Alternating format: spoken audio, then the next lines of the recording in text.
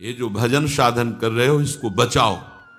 दूसरी बात, जहां ऊंचे भाव की प्राप्ति के लिए हमको एक एक भजन संभाल कर रखना है, एक एक नाम, एक एक वृत्ति संभाल कर रखनी है, वहां हम अपनी किसी मनोकामना की पूर्ति के लिए, किसी अनुकूलता के लिए, किसी शत्रु पक्ष के नाश के लिए हम भजन का प्रयोग ना करें। हो जाएगा, आप भजन कर रहे हो, उसका अहित सोचोगे, हो जाएगा, क्योंकि आप में पावर है। लेकिन वो भजन की ऊर्जा शक्ति किस लिए आपने संचय की है? अपने लक्ष्य की प्राप्ति के लिए। आप भजन कर रहे हैं, कामना करोगे, अनुकूलता की मांग करोगे, हो जाएगा। जो इच्छा करी हो मन माही, हरि प्रसाद कछ दुर्लभ नहीं।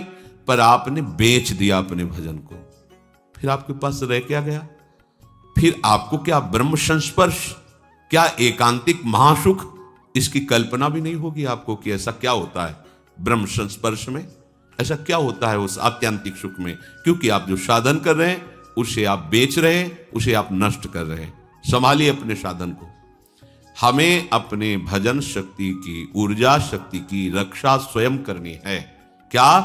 किसी का अहित नहीं, किसी का अमंगल नहीं, किसी का बुरा नहीं, ना करना है, ना बुरा बोलना है, ना बुरा सोचना है।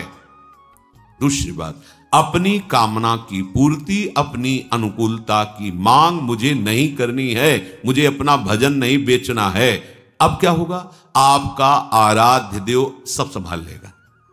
आपको कुछ करने की, आप कामना करेंगे तो आप अपने भजन के ठेकेदार बन गए, और आप प्रभु के आश्रित हैं तो उन्होंने आपके भजन को सुरक्षित भागवतिक बैंक में जमा कर दिया। अब व्यवस्था सरकारी आपकी होगी। समझिए, सरकारी व्यवस्था है उसमें। जब तक आप ठीक से भगवद आश्रय नहीं लेते तो इस संसार को तुम ऐसा समझो जैसे वो मॉल कहते हैं, मॉल जिसमें वो टोकरी में सामान रखा जाता है, क्या कहते हैं? मॉल है। हाँ, वो ऐसी दुकान जहां जो मनावे से उठा के अपनी टोकरी में डाल लो। फ्री नहीं है, वहां तुम्हें कोई नहीं बोलेगा महंगी से महंगी डाल लो, हिसाब वहां पर होगा।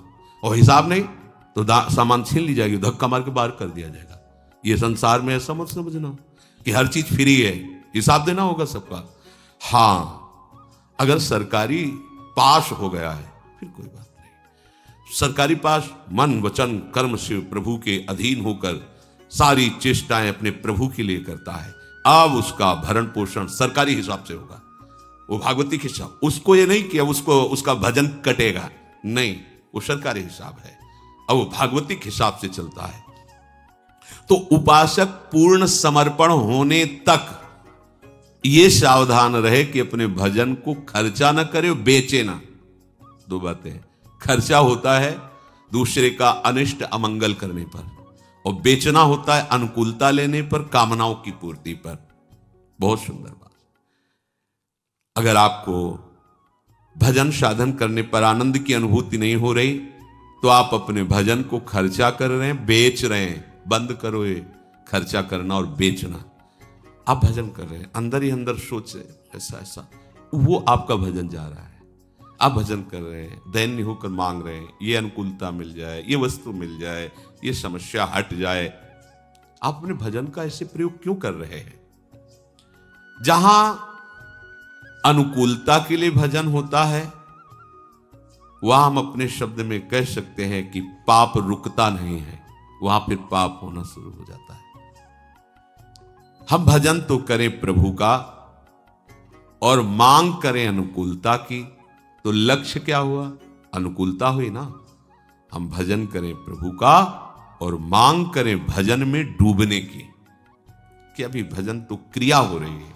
ऐसा समय कब आएगा जब ये भजन डूब करके होगा? डूब कर कोई बाह्य स्मृति नहीं, रूप छके घूमत रहें, तन को तनिक न भान, यह डूबना। विरह कमंडल कर लिए बैरागी दो नैन, मांगत दरस मधु करी, छके रहत दिन रैन, यह डूबना। हमारा ज्ञान हमारा पीछा नहीं छोड़ रहा है, पर हारना नहीं है। हमारे सहायक, परम उदार, परम करुणाकर, वात्सल्य समुद्र प्रियालाल है। ये दोष हमें है। हम अपनी मांग करते हैं, हम अपने अनिष्ट का नाश करने के लिए भजन के समय संकल्प करते हैं, नहीं करना है। अगर हो भी रहा है तो उसे रोकिए, नहीं रोक पा रहे हो तो इधर दृष्टि लाइए अति उदार करुणा वरुणालय युगल सरकार की तरफ। ये तभी होता है जब आश्रय में कमी होती है, समर्पण में कमी होती है। समर्पण ऐसे ये दिया, थोड़ी अनुकूलता बाधा पड़ी ले लिया, ऐसा हमारे लोगों का समर्पण है। ऐसे पहले सब नामे कर दिया प्रभु के नाम, थोड़ी प्रतिकूलता पड़ी तो अभी तो क्या, अभी तो शुरुआत है, पूरा तो समर्पण कर दिया था। अब अगर ऐसी प्रतिकूलता और बढ़ेगी फिर क्या हो, वापस करो हमारा तन हमारा मन। वास्तविक दिया ही नहीं था, फिर वो अहम के ठेके में जमा कर देता है, अहंकार के। प्रभु ठीक नहीं चला सकते, अहंकार ठीक चलाएगा।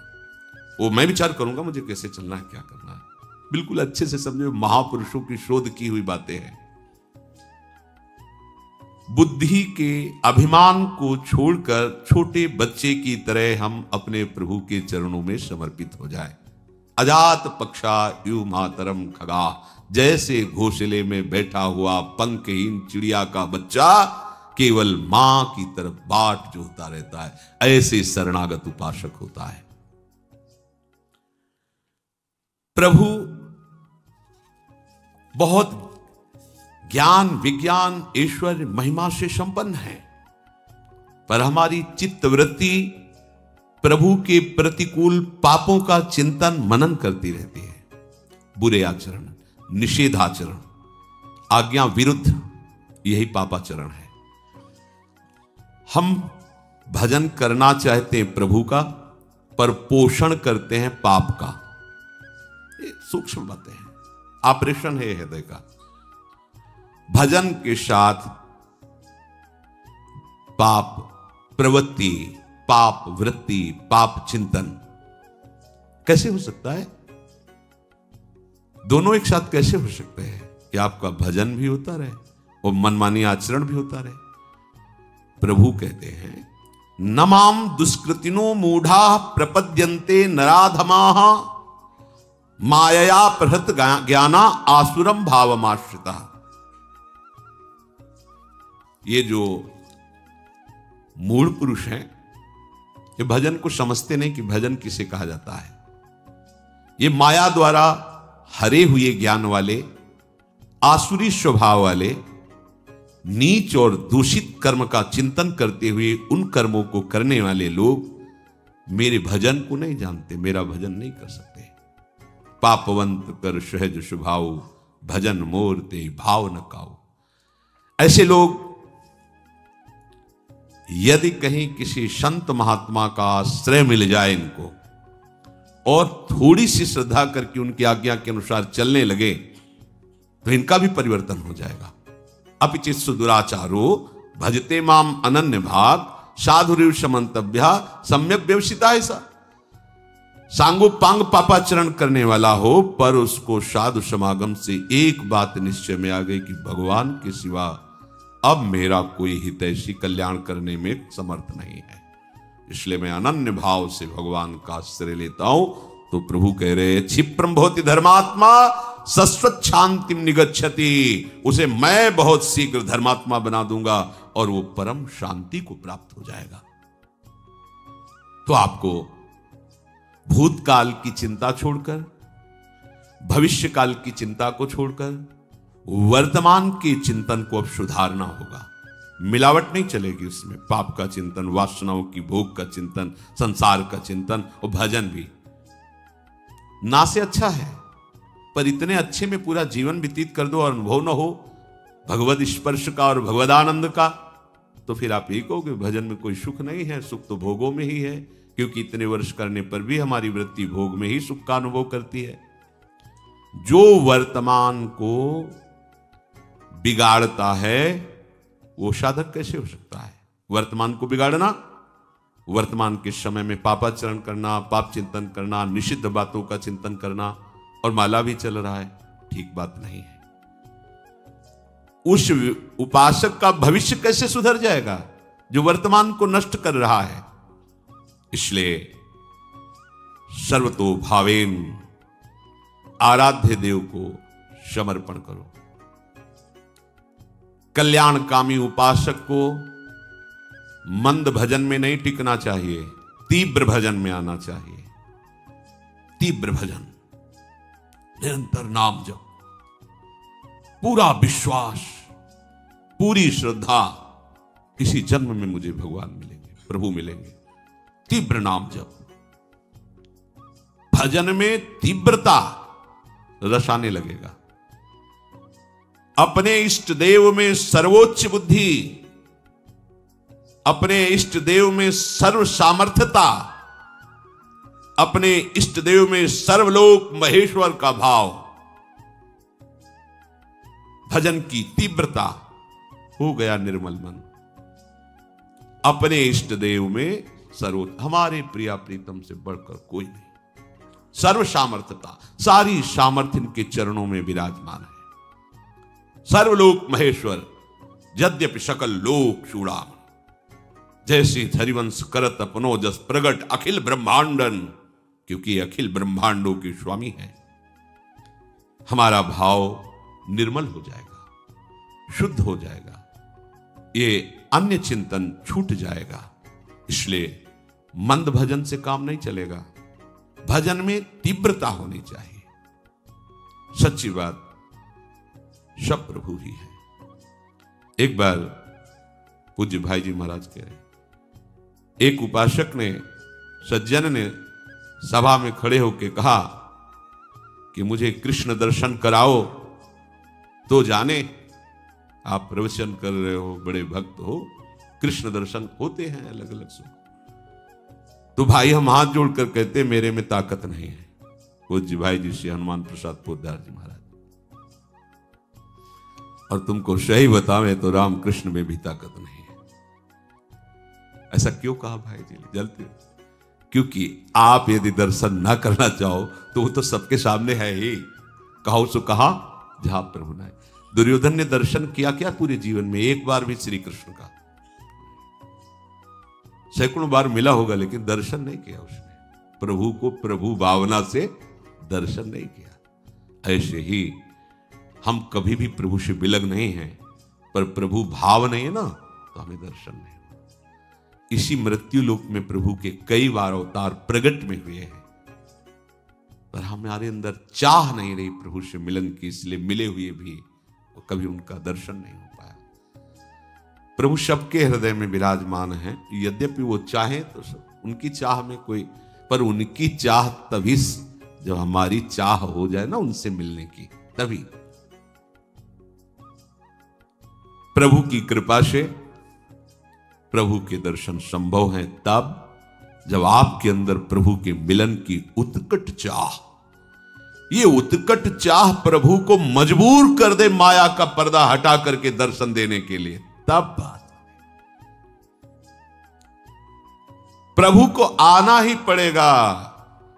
तुम भजन करके अपने भाव को बढ़ाओ और इतना मजबूर कर दो कि तुम्हें देखना चाहें। ये बात, खास बात यही है। ये मेरे हाथ के बस की बात नहीं भाई, मैं आपको दर्शन करा सकूं। भाई प्रभु का प्राकट्य दुर्लभ नहीं है, दर्शन दुर्लभ नहीं है, प्रभु के मिलन की उत्कट लालसा दुर्लभ है। इसलिए पहले अनन्य शरणागति ग्रहण करो और तीव्र भजन करो, और भजन ऐसा जिसमें जिया ना जाए प्रभु के बिना। तो ये प्रश्न ही नहीं करना पड़ेगा कि प्रभु के दर्शन करा दो तो जाने। जब प्रभु के बिना तुम मरने लगोगे तब प्रभु आ जाएंगे, जैसे मछली जल के बिना प्राण त्यागने लगती है। ये सिद्धांत है। अवश्य अवश्य प्रभु सी क्षण आ जाएंगे, आ ही नहीं जाएंगे, वे अपने आप को हमें दे देंगे। अब हम जैसे चाहे उनके साथ खेलें, सखा भाव से, सखी भाव से। जैसे भोग सुख, स्वर्ग सुख, ब्रह्म पदवी, ये तो मोक्ष सुख की तुलना में एकदम लघु हैं। मोक्ष पदवी दीयमानम, देने पर भी न गृहणंती, नहीं लेते, बिना मत सेवनम जना। मुझे नहीं चाहिए, आपकी सेवा चाहिए, आपका सानिध्य चाहिए। तो जो उपासक इस महासुख को प्राप्त करना चाहता है, उसका खिंचाव भोगों में कैसे हो सकता है? ध्यान दीजिए, जो मोक्ष सुख को भी ठुकरा दिया है प्रभु के देने पर भी, वो निम्न इंद्रियजन्य भोगों की तरफ कैसे खिंच रहा है?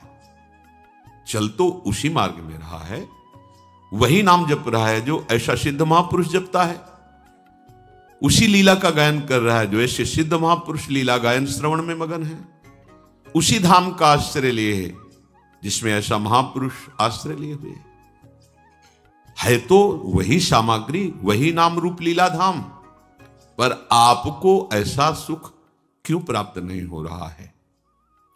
तो आप अंदर झांकिए, कहीं आप मान बढ़ाई, यश, जगत प्रतिष्ठा, इस धोखे में तो नहीं फंस रहे हैं? कभी कभी बड़े बड़े त्याग किए जाते हैं नाम के लिए, कि हमारा नाम हो जाए कि हम बहुत त्यागी हैं।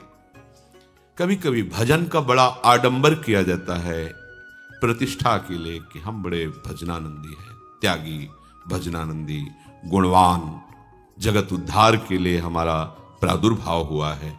कभी कभी ऐसी माया के द्वारा भ्रमात्मक वृत्ति हो जाती है, तो साधन करने पर भी उसे इस अत्यंत सुख का अनुभव नहीं होता। कह रहे जैसे चलनी से आप कोई पात्र में पानी भरना चाहें तो उस पात्र में कभी कुछ नहीं आ पाएगा पानी, केवल चलनी गीली हो जाएगी। अर्थात साधन करते हो तो एक आपको अभिमान हो जाएगा कि मैं बहुत बड़ा साधक हूं, मैं बड़ा भजनानंदी हूं, मैं त्यागी हूं, पर आपको ब्रह्म संस्पर्श, अत्यंत सुख, ये अनुभव में नहीं आएगा। ध्यान देने योग्य बात है।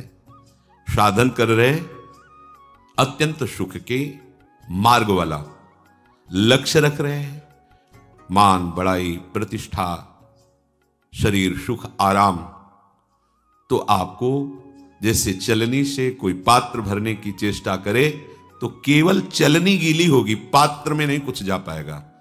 ऐसे ही आपको केवल अहंकार होगा कि मैं बड़ा त्यागी, वैरागी, संत, महंत भाव जो भी है अंदर, पर आपके अंदर जो महापुरुषों में, संतों में, महतजनों में, महंतों में जो महिमा होती है, वो आपके हृदय में प्रकाशित नहीं हो पाएगी। इसलिए उपासक को अपने हृदय में असाधन को देखकर तत्काल उसका त्याग करना चाहिए। ये असाधन है, इंद्रियजन्य भोगों की वृत्ति, शरीर के सुख आराम की भावना, मान प्रतिष्ठा बढ़ाई। शास्त्र में वर्णन आया है कि उसे आत्महत्या जैसा पाप लगता है जो अपनी बड़ाई अपने मुख से करता है। मैं उसे आत्महत्या जैसा पाप लगता है। और जो बड़े श्रेष्ठ जनों के सामने उनको हल्के शब्दों से भाषण करे, तुम प्रयोग करके, तू प्रयोग करके, अवहेलनात्मक, तो उनकी हत्या जनित उसे पाप लगता है। एक प्रसंग में महाभारत में आया है कि अर्जुन जी का था, जो मेरे और मेरे गांडीव को धिक्कार कर देगा उसकी गर्दन तत्काल उतार देंगे हम, कोई भी हो। भगवान व्यास देव जी ने रचा है, हमने स्वाध्याय किया है बहुत पहले। तो जब महाराज युधिष्ठिर बार बार अर्जुन से यह आकांक्षा रखते थे कि जिस वीर के सामने खड़े होंगे अर्जुन उसको परास्त ही कर देंगे। कर्ण मारा गया? नहीं, आज नहीं मारा गया। वो बहुत दुखी हुआ क्योंकि कर्ण महावीर था। युधिष्ठिर जी जानते थे इसका ज्यादा टिकना हमारे लिए हानिकारक होगा। फिर पूछा, अब कर्ण मारा गया? नहीं, तो धिक्कार है तुम्हारे गांडीव को, तुम गांडीवधारी कहलाने के लायक नहीं हो। तुरंत उन्होंने तलवार खींच ली। भगवान श्री कृष्ण सावधान, बोले मेरी प्रतिज्ञा है, मेरे गांडीव को कोई और मुझे ऐसा, मैं उसे जीवित नहीं रख सकता। कोई है? बोलो कोई, प्रतिज्ञा प्रभु है। उनका तुम्हारी प्रतिज्ञा भी रहेगी और युधिष्ठिर जीवित भी रहेंगे। ये तुमसे श्रेष्ठ है, इनको तुम कह के संबोधन करो और इनकी निंदास्पद इनको बात करो। तो इनकी हत्या का तुम्हें जो प्रण है वो पूरा हो जाए। तो उनका तू अपने को धर्मराज समझता है, पांचों के साथ ब्याह हुआ था द्रौपदी का, तेरे को हारने को क्या अधिकार? ऐसे बस बोले हो। अपनी आत्महत्या का उसे दंड मिलता है जो अपने मुख से अपनी प्रशंसा करता है, अपने पूज्य जनों के सामने उनको जो तुम कह के संबोधन करता है, उनकी अवहेलनात्मक वचन, उसे उनकी हत्या जैसा उसे पाप लगता है। ये बड़ी सूक्ष्म शास्त्र की बातें हैं। अपनी प्रशंसा करना, अपनी प्रशंसा सुनना, दूसरे की निंदा करना, दूसरे की निंदा सुनना, ये दोनों में बराबर भाग है। चलनी में गैया दुहे दैव को दे। साधन कर रहे हो पर अपनी प्रशंसा सुनना चाहते हो और अपने मुख से अपनी प्रशंसा करते हो, दूसरे की निंदा करते हो, दूसरे की निंदा सुनना चाहते हो, तो केवल चलनी गीली होगी, पात्र नहीं भरेगा, अभिमान नहीं। अपने अवगुणों को, अपने असाधनों को ये तुच्छ बुद्धि पकड़ नहीं पाती है, और पकड़ भी लेती है तो त्यागने की उसमें हिम्मत नहीं रहती। लेकिन उपासक जो नाम रूप लीला धाम का आश्रय लिए है, उसे इनको नहीं रखना चाहिए। जब कोई हमारी प्रशंसा करने लगे तो उसी समय कान में अंगुली डाल लेनी चाहिए। राधा राधा राधा, क्या बात करते हो? आज के बाद ऐसी बात मत निकालना, तुम्हें पता है मैं कैसा नीच हूं। अगर कुछ है तो मेरे गुरुदेव की कृपा है, लाडली जी की कृपा है। आप ऐसे वचन कभी हमारे सामने मत बोलना। और जब कोई दूसरे की निंदा करने लगे तब तो उससे संभाषण भी इस बात का नहीं करना है, कान में अंगुली डाल करके चुपचाप हट जाना है।